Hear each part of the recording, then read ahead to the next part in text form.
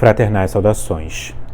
E se eu pedisse a você agora, digno, digna, que me definisse assim a queima-roupa e com as tuas palavras, conceitos como Kundalini, Yoga, Chakra, Grande Fraternidade Branca, Plano Astral, Mestre Ascensionado e outros, certamente que você o saberia fazer de pronto. E se assim o é porque houve uma personalidade que popularizou estes mesmos conceitos aqui no Ocidente há algum tempo atrás, a saber, Helena Petrovna Blavatsky, que o fez através principalmente de seus escritos e de sua Sociedade Teosófica, fundada na Nova York de 1875. Da mesma forma, dignos e dignas, existe todo um outro conjunto importante de conceitos e ideias que são muito utilizados no métier esotérico, que também vieram de uma outra grande personalidade que sim, devemos todos nós conhecer e estudar, a saber, o suíço, o psiquiatra, psicanalista e por que não dizer também filósofo Carl Gustav Jung.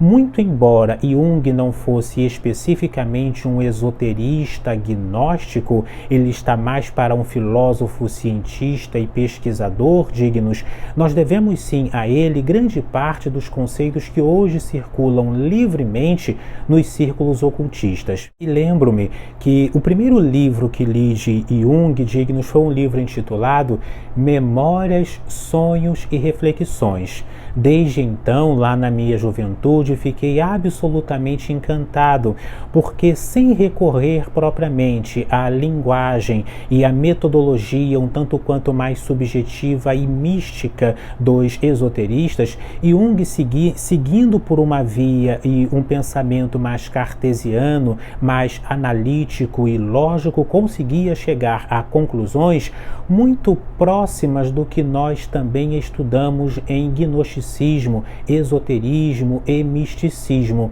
E estes conceitos também foram sendo estudados ou foram sendo expostos em outros livros de Jung, que mais para o final vou indicar para os senhores. Vou indicar aqui não apenas alguns livros, como também um filme em especial, para que se possa ter um aprofundamento nesses aspectos. Nestes estudos, por exemplo, você há de verificar que hoje nós falamos com muita tranquilidade as palavras extrovertido e introvertido. Eu sou mais extrovertido, fulano de tal é mais introvertido. São conceitos que, por exemplo, advieram também do pensamento junguiano ou da psicologia junguiana, muito embora de forma mais popularizada e também modificada. O introvertido sendo o indivíduo mais centrado no seu próprio mundo e o extrovertido, a grosso modo, como sendo o indivíduo que tem maior inclinação para as questões externas, para a socialização,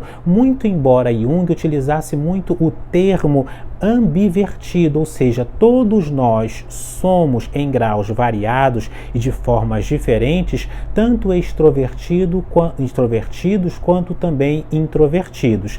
Seja como for, dignos, existem conceitos, e aqui vamos falar sobre 4 conceitos fundamentais que tocam mais de perto as questões esotéricas e místicas sobre Jung.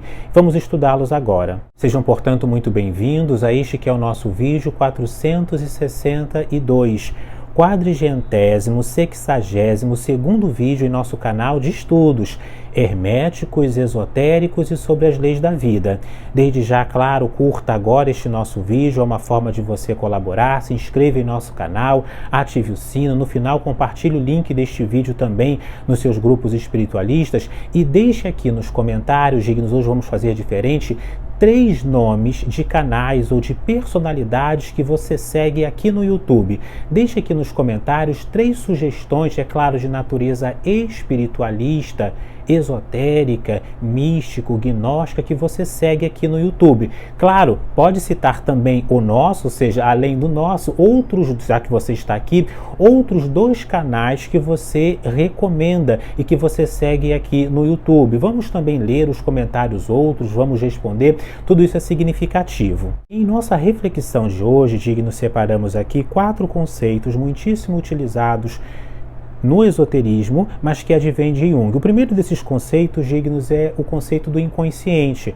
Conforme nós sabemos, existe uma diferença fundamental entre Jung e Freud, Sigmund Freud. Eles são contemporâneos e Jung, inclusive, teve aulas e foi, de certa forma, um discípulo dissidente de Sigmund Freud. Vejamos, para Freud, a grossíssimo modo, o inconsciente era uma espécie de repositário de tudo aquilo que era residual, de tudo aquilo que era lixo e descartável da nossa vivência, enquanto que para Jung, o nosso inconsciente, na verdade, era um grande manancial de questões, de elementos, de raízes que nos conectavam com o universo e com todas as outras pessoas.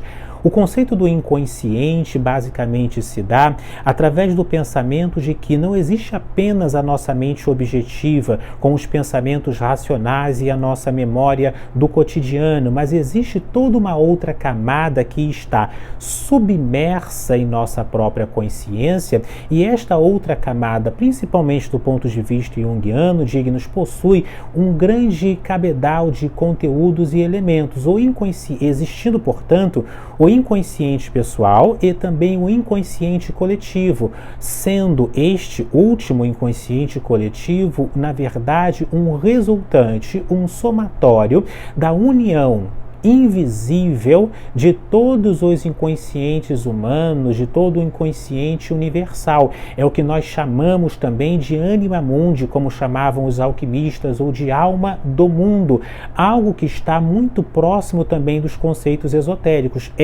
Aqui, de um ponto de vista esotérico, através do inconsciente coletivo, algo que nós podemos, ou o mecanismo que nos permite a comunicação invisível com todos os outros indivíduos. Outro princípio fundamental, também advindo da psicologia junguiana, é arquétipo. Fala-se muito e frequentemente em arquétipo. O que é arquétipo? O arquétipo, basicamente, de um ponto de vista psicanalítico, é um tipo universal, ou um padrão universal, ou seja, existe o padrão universal, por exemplo, da Grande Mãe, que vai se manifestar sob linguagens diferentes nas mais diversas culturas, independentemente das épocas. Existe o arquétipo, por exemplo, do guerreiro, existe o arquétipo do Deus guerreiro, da mulher amorosa, existem diferentes tipos ou padrões de manifestações cósmicas.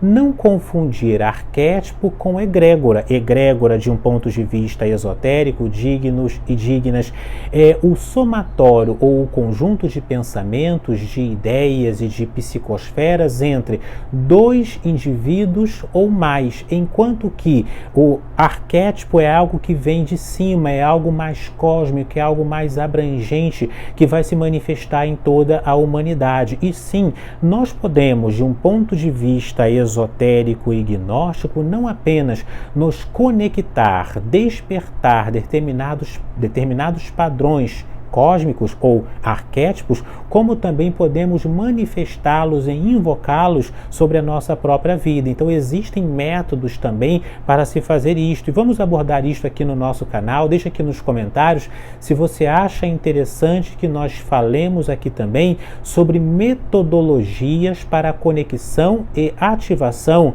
de arquétipos. O terceiro dignos conceitos aqui dos 4 que separamos é sincronicidade. Também é uma outra palavra e uma outra proposta do pensamento de Jung que muito facilmente se espalhou no meio esotérico. E o que é sincronicidade? Ad definitorum, por definição. Sincronicidade é coincidência significativa. Ponto. Ou seja, é a conexão entre 2 ou mais acontecimentos que tenham para o indivíduo que vivencia aquele fato um significado em especial. E sim, de um ponto de vista esotérico, a sincronicidade não é apenas algo que acontece de forma espontânea, imprevisível e incontrolável, mais ou menos como pensava Jung, mas também é algo que nós podemos ativar que nós podemos chamar, e isto também vai constituir uma das principais faces do que nós chamamos de magia, através da sincronicidade, ou seja, das coincidências significativas, que nós também podemos operar o que chamamos de psicurgia ou de magia mental. E por fim, o último dos tantos outros conceitos que a psicologia junguiana emprestou para o gnosticismo moderno está a individuação. Individuação que basicamente constitui no processo de um indivíduo ir compreendendo, dominando e se enraizando nas diferentes esferas, nas diferentes etapas, nos diferentes elementos que constituem o seu próprio ser, indo assim num processo de aprofundamento em si mesmo, de enraizamento e, portanto, também de iluminação, de autocompreensão, de autodomínio, de autoconhecimento. Isto também está, em grande parte, conectado com a ideia de iluminação espiritual, tanto oriental quanto ocidental. O próprio Jung fazia essas correlações. Vejamos que a individuação nada mais é do que o processo de amadurecimento sobre si mesmo, porque na medida em que o indivíduo se compreende no seu microcosmos, ele também é capaz de compreender o meso e o macrocosmos. Quando o indivíduo se torna um ponto de luz, ele se conecta à luz maior. E para finalizarmos esta nossa reflexão, dignos, vamos a algumas indicações aqui. Indico como livro aqui Memórias, Sonhos e Reflexões, que foi o primeiro livro que li de Gustavo Jung, está na minha memória até os dias de hoje. Recomendo também Os Arquétipos e o Inconsciente Coletivo, especialmente. E o terceiro livro é O Livro Vermelho. E como filme, indico um filme chamado Um Método Perigoso. Estas são as indicações acerca das ligações e conexões entre a psicologia, a filosofia, o pensamento junguiano e o esoterismo, que tenho como sendo um dos pontos chaves também para todo estudante esotérico. Digníssimos irmãos e irmãs, voltaremos a este, a outros aspectos fundamentais sob outros ângulos. Se você assistiu até o final, deixa aqui nos comentários. Paz profunda.